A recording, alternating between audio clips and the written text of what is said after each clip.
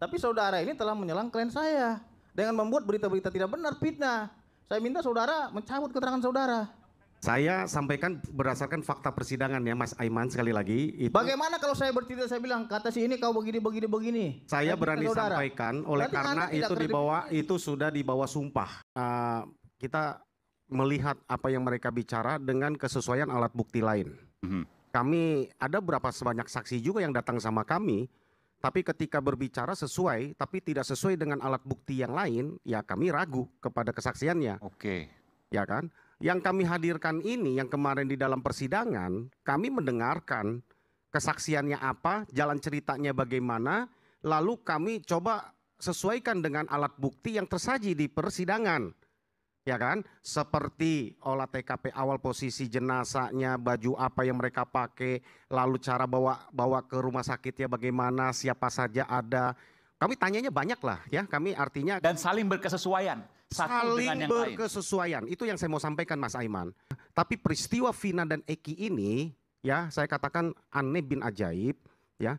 Kalau dipaksakan ini jalan ceritanya pembunuhan, maka semuanya akan runtuh menurut saya apa yang didakwakan.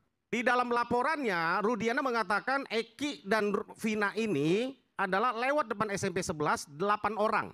Ini udah ada di fakta persidangan, kemarin kami udah munculkan. Ya. 8 orang lewat dengan 5 motor. Pertanyaannya, pernah nggak dihadirkan saksinya selain Liga Akbar? Jawabannya tidak pernah. Tidak ada. Itu siapa yang mendampingi? 1. Ya. Kemudian dikejar 11 orang dengan 6 motor. Berarti ada 11 motor total. Yang dilihat Aib berapa? 4 motor. Pertanyaan saya, tujuhnya kemana? Tidak berkesesuaian, Anda mau sampaikan tidak itu? Berkesesuaian. Okay. Itu 1, ya kan? Yang lain yang kami mau hadirkan, kami mau sampaikan lagi adalah lihat ya, bahwa Liga Akbar itu sudah mencabut, bohong katanya, dan dia dibawa sumpah di depan pengadilan PK. Dede yang bersama Aib yang mengatakan lihat 4 motor tadi, yang ini dia juga sudah mencabut, bohong. Kalau dikatakan tidak punya kekuatan hukum karena itu udah inkrah, kami sudah tanya ke ahli kemarin. Jadi sebelum dibantah nanti, sudah tanya kami ke ahli dan dihadirkan di depan persidangan bahwa kekuatannya mempunyai tetap sama nilainya karena di bawah sumpah. Tinggal diterima atau tidak diterima oleh majelis banding atau apa PK. Gitu. Jadi Mas Aiman, kalau kita sampaikan ya, belum yang lagi dilihat kondisi mayat. Ya, saya mau cerita tadi, ada teman Eki. Ya, ada teman Eki, Arta dan Anwar ya, yang mengatakan ini karena ada di fakta persidangan ya. Saya hanya mengutip apa yang mereka saksikan di bawah sumpah. Itu di YouTube semua itu kan lengkap itu, Arta dan Anwar. Ya, mereka bersaksi malam kejadian tanggal 27 Agustus 2016, sebelum kejadian mulai dari pukul 20 mereka itu bahkan minum obat. Mereka ini siapa? Ya Eki korban ya, korban Eki dengan Arta dengan Anwar. Kita tanya, mereka ngaku ada yang minum 2, ada yang minum apa, ada yang nelan obatnya 2, ada yang apa. Ini obat-obatan terlarang maksudnya? Terlarang. Oke. Ya. Untuk mabuk misalnya? Iya, campur vodka. Oke, campur minuman keras. Iya, campur minuman keras. Oke. Ya. Kemudian 2 teman Eki itu mengaku? Iya, 2 teman Eki. Termasuk mereka mengatakan 2 teman Eki bahwa Eki juga meminum yang sama? Iya. Dibilang mereka minum hanya 2 butir.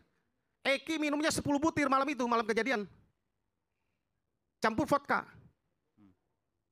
Ya. Itu belum pernah terungkap di persidangan nih? Ini sudah dimunculkan di persidangan. Bukan di persidangan yang dulu? Nggak ada. Baru dimunculkan di persidangan PK 6 terpidana ya. ini? Karena sudah muncul di dalam persidangan. Oke. Ini fakta yang baru nih, ini fakta yang baru ya? Kemudian, Pak, di dalam kesaksiannya mereka katakan melepas Eki, Vina itu numpang buang air kecil di rumahnya pukul 21.30.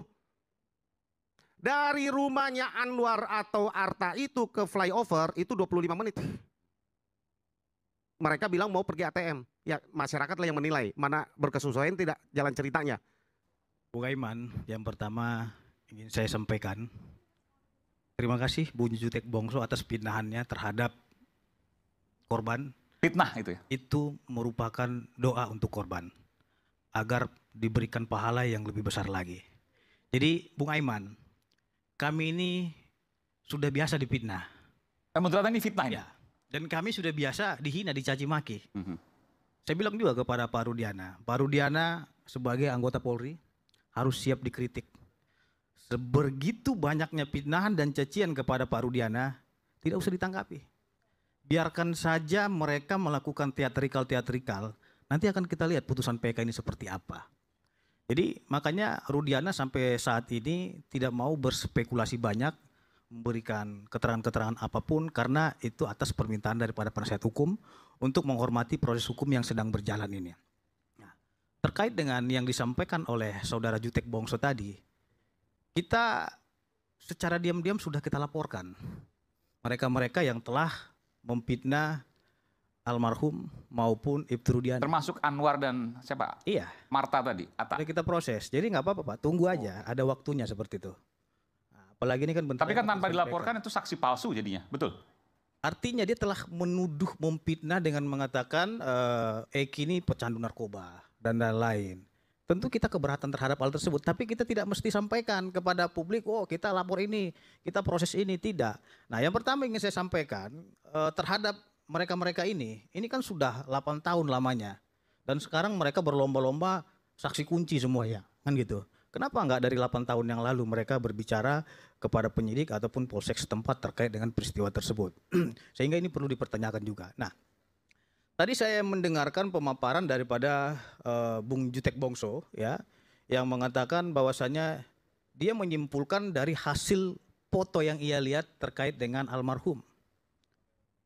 Saya perlu pertanyakan kredibilitas daripada Bung Jutek Bongso ini, apakah Jutek Bongso ini seorang ahli forensik atau bukan, kan gitu. Sedangkan ahli forensik saja tidak bisa menyimpulkan dilihat dari foto. Harus dilakukan otopsi terlebih dahulu.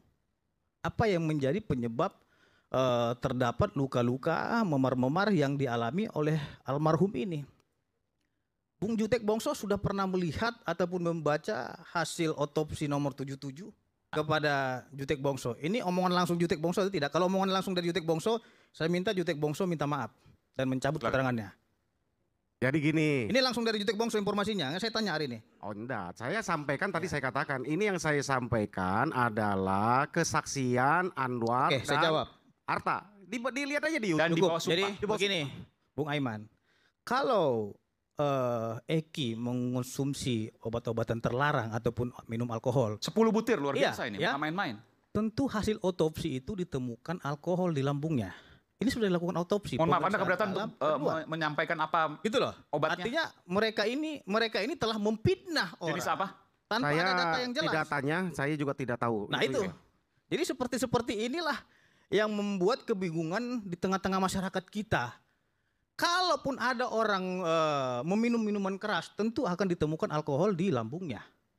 Dan yang kedua, kalaupun dia menggunakan obat-obat terlarang seperti fitnahan daripada Jutek Bongso, Di hasil otopsi juga kelihatan. iya, hasil otopsi pasti kelihatan juga. Ini tidak ada, Oke. gitu loh. Ini data bagus. Bung Jutek, apa yang terjadi dengan otopsi? Karena Hati-hati 10 Bung Jutek butir Bongso. dan Makanya saya minuman peringatkan keras. Jutek Bongso untuk menjunjung asas praduga tidak bersalah. Anda telah memfitnah orang yang telah mati dan meninggal dunia. Sekali lagi Bung Pitra ya. Kita Bukan, ini artinya kalaupun informasinya belum akurat, tolong. ini jangan di bawah disampaikan sumpah kepada- Saudara Pitra. Walaupun di bawah sumpah, Lapor dong tapi yang ngomong. saudara kan sudah melihat hasil otopsi. Anda Ya, percaya kepada tanya dokter dong forensik di- atau bukan? Enggak Seperti usah itu. debat. Anda menyampaikan yang kabar bohong. Artinya kabar yang ragu-ragu itu tidak benar. Kalaupun seumpamanya di dalam hasil otopsi, hasil pemeriksaan kemarin itu pasti ditemukan alkohol di lambungnya. Anda ini mengada-ngada aja gitu loh. Jadi Mas Aiman, kita lah, kita ya, benar-benar aja. jadi itu yang saya sampaikan kan tadi ditanya ya apa saja fakta yang ada di persidangan saya Karena sampaikan. saya tidak pernah menyerang Gitu klien ya. saudara, ya. Tapi saudara ini telah menyerang klien saya dengan membuat berita-berita tidak benar, fitnah. Saya minta saudara mencabut keterangan saudara. Saya sampaikan berdasarkan fakta persidangan ya Mas Aiman sekali lagi itu Bagaimana kalau saya bercerita, saya bilang kata si ini kau begini. saya Saya berani minta saudara. sampaikan oleh Berarti karena Anda tidak itu sudah dibawa sumpah dan itu sudah tersebar luas ada di YouTube. Itu di persidangan, saudaraku, ya. Dan itu sudah kita proses. Jadi kalaupun sumpamanya ada yang sedang berjalan, kita proses, hormati proses hukum yang kita lakukan juga. Silakan aja nggak apa-apa. Jangan Anda membuat Laporkan saja. fitnahan yang Silakan lain. aja, silakan. Gitu loh. Laporkan saja. Artinya Anda meyakini bahwa Sudah kita laporkan, hari Kamis kita diperiksa. Ya. Ya, Artinya jadi begini, artinya- sampaikan aja kepada klien saudara. Udah kita proses semua. Tinggal tunggu gongnya aja. Saat ini kita diam-diam aja. Tapi ada momennya nanti kita gigit, gitu loh. Itu aja.